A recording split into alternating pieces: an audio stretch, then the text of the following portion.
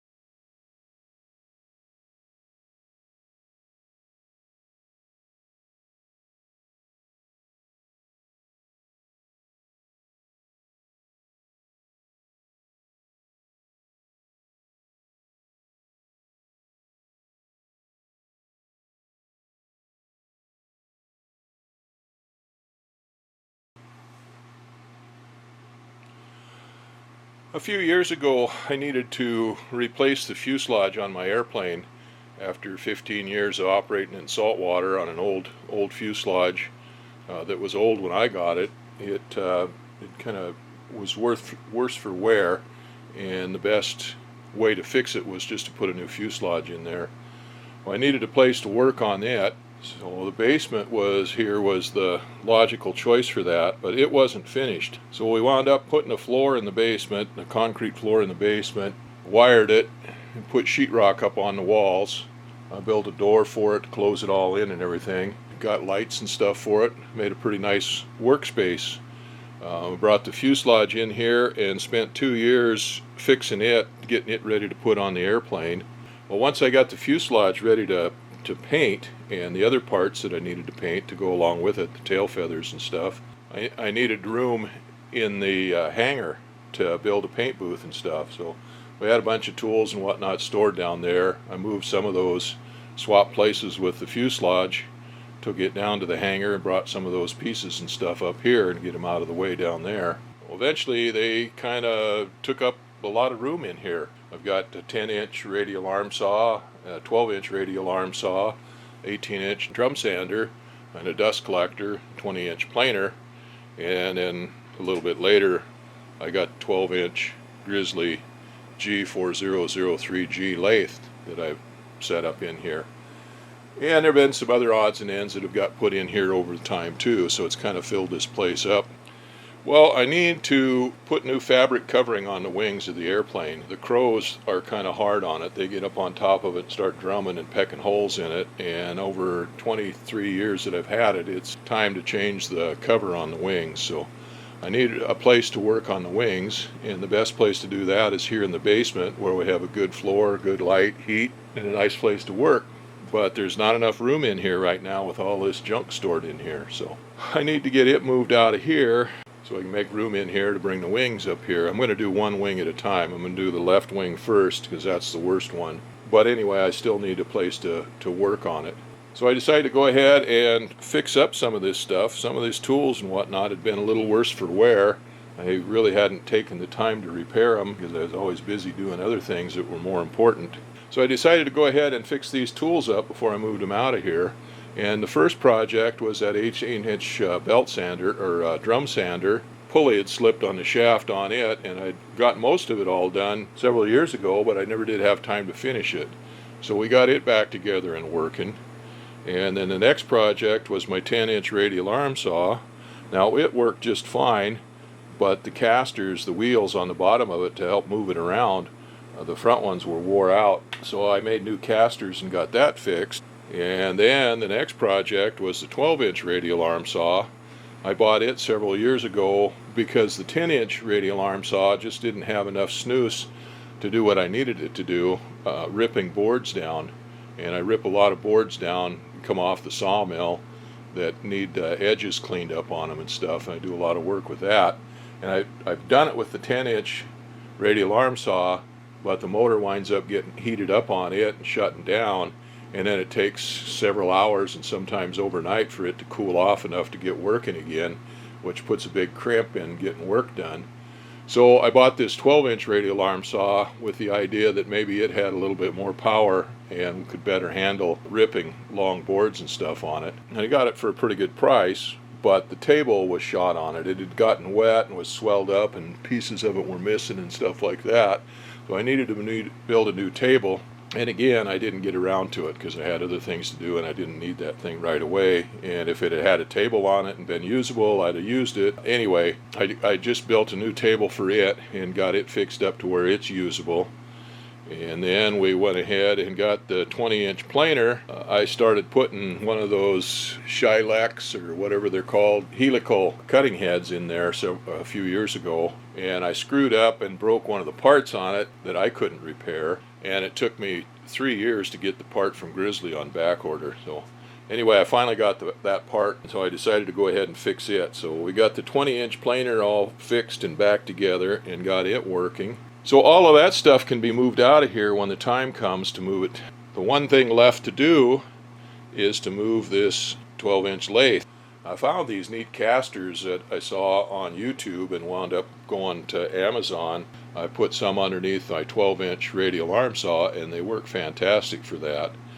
So my idea was I was going to put those casters underneath this lathe cabinet so I could just swing it around. I don't want to move it out of the shop here. I move all the other tools out of the shop, but all I want to do with the lathe is swing it around 90 degrees and put it against that workbench that's over there behind all that crap there.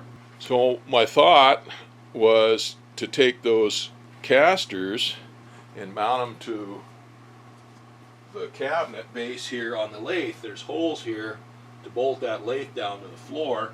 I don't have it bolted down because it's not in the place where it's going to go, and I don't want to be drilling any holes in this floor because there's tubing in the floors for in-floor heat. There's 4 holes. There's 2 on each one of these cabinet pedestals, 2 on the outside, 2 on the inside, and this lathe weighs I think it's about 1,200 pounds, something like that. So 4 casters of the larger ones would be plenty to hold that. 8 of them would be more than enough. So that's not a problem. I could put that up, put the casters on it and roll it.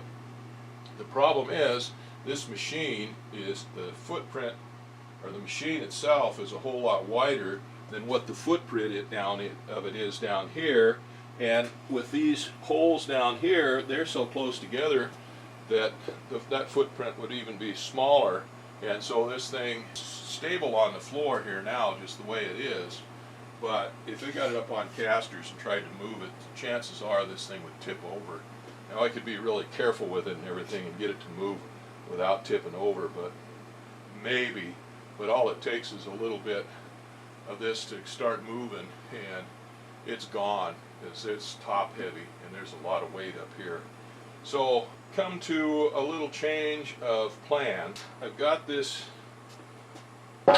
roll around cabinet here that I had my granddaughter make for me when she was in high school, with the idea of putting that 12-inch radial arm saw on it. It doesn't fit the radial arm saw, and I come up with a better solution anyway with those other casters. So what I'm going to do is I'm going to disassemble this roll around stand. It's nice heavy duty angle iron. I want to put casters on each end of this angle iron here and then bolt that on there. So that will have a wide enough footprint. It won't be perfect, but it'll be better than what I was going to do. So I've got to take this down to the shop and disassemble it. And I don't have the new casters yet, and I've got a tool coming to help lift that lathe up to get it up in the air so I can get the casters underneath it. But I might as well get started with making a stand for it anyway. Once I do, then we can get everything moved out of here, move that lathe around, pull that wing off the airplane and get it in here and get started working on it.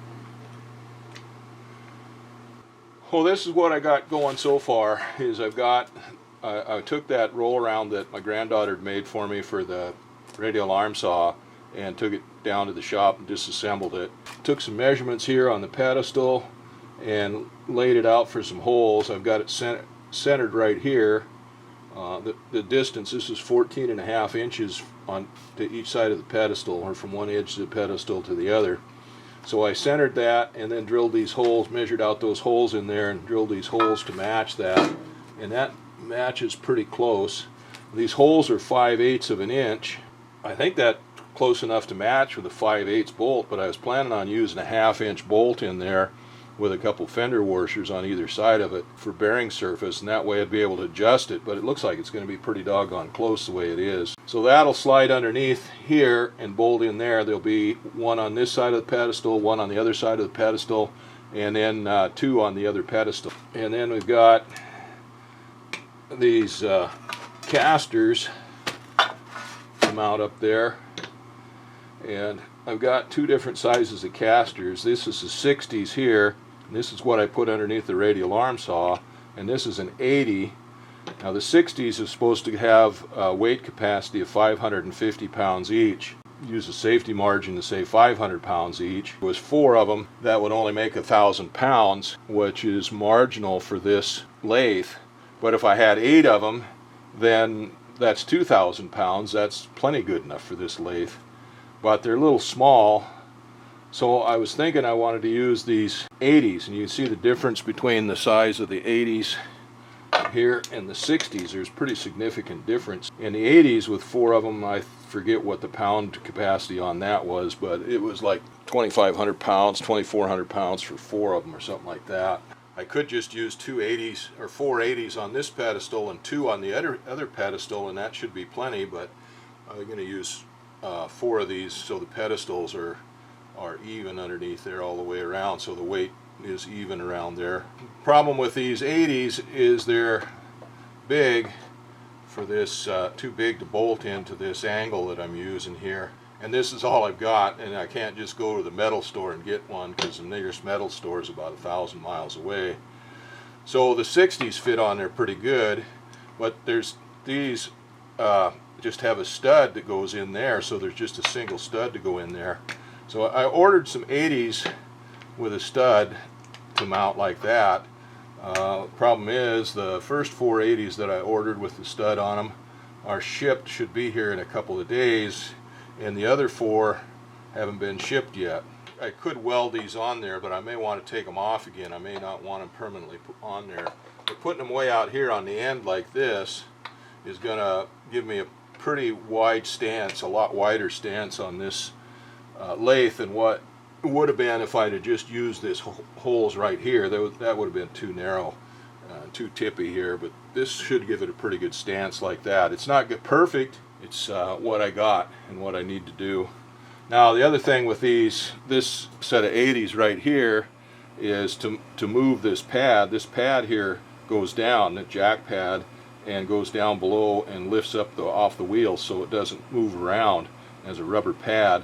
And this one has a nice ratchet in there to do that with, to raise and lower it, and it's also got a hole here in this end so a person could put a punch or a rod or something in there to get more leverage for it if you needed to raise something heavy up. This style is fine, but it's just got a wheel in here, like a thumb wheel, that you turn to raise and lower. When you start getting a lot of weight on there, it looks like it'd be kind of tough to get any pressure on there to lift any weight on it. You just, of course, you do it a little bit at a time, one wheel, the next wheel, the other, all the way around, and it might be okay, but there's really nothing, there's no wrench or anything like that to get a hold of it to put any more pressure on it for any more weight. I suppose a person could take a punch or something, a screwdriver or something like that, and use to push in there against each one of these little fingers, but that's not ideal either. Well, anyway, this is what I got so far, and I got a toe jack here to lift that up with. Problem with the toe jack is the foot of the toe jack sticks out the same plane as the jack portion of it, the lifting portion of it. You don't have enough room to get it underneath that lathe like that. It's going to go right up against it. So that's what I'm going to do. I'm going to take this down and get the hacksaw or saw. Not going to do it with a chainsaw, but I'll do it with a hacksaw or something and saw these legs off, these feet off here, back a little bit so I can get that to stick in there a little farther. And I'll jack this up about an inch, shim it up with some boards, go jack the other pedestal up about an inch and a half or 2 inches, shim it up, come back and jack this one up, and just do it a little bit at a time. Anyway, that's the plan. It looks like we're making progress on it. Well, I got that roll around little cart that my granddaughter made, tore apart, disassembled, and cleaned it all up, ground the welds off of it, smoothed it up and everything, and measured out the distance between the holes there on the bottom of the metal lathe, and drilled holes in it to mount it onto the bottom of the metal lathe. I got a package with 4 of these number 80 casters in it, and these are the mount with a stud instead of like these ones here that mount with a pad. Now the ones with a pad on it are fine, and I really like those because they had a ratchet adjustment in them, but the pad on it is too wide for this angle. I could have welded it on there, but I didn't really want to do that. Well, anyway, I ordered 8 of these casters with the studs on them, and I got a package with 4 of them in it yesterday. Well, I mounted these up on here, and the other package is in limbo. I don't know when it's going to get here or anything. Capacity with 4 casters should be about 2,400 pounds, which again technically is enough for that metal lathe, but I really don't want to put it on there like that because then it only leaves the brackets underneath the outside edges of the pedestals underneath the lathe, and I want to get it as much as possible, so much support underneath it as possible, so I want to get these other 2 brackets mounted underneath there. So these aren't the best casters, but they're good enough for who they're for. And actually they're pretty good casters. They just got this star wheel in here for adjusting this puck up and down instead of having that ratchet. Well, anyway, I've got 2 of them set up, all painted up, ready to go, and I've got 2 of them that are ready to put the casters on when I get them. Oh yeah, I went ahead and cut about 3/4 of an inch off the bottom, the base of this toe jack. So now that toe on the jack sticks out a little bit farther, so I'll have a little bit more purchase underneath that lathe when I lift it up. So I feel a lot more comfortable with that.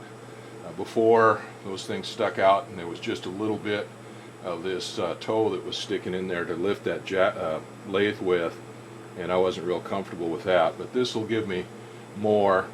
Well, anyway, that's a good start on making casters for that lathe. I'm happy with the way those turned out. I think they're going to work out pretty good. Not perfect, but it's going to be okay.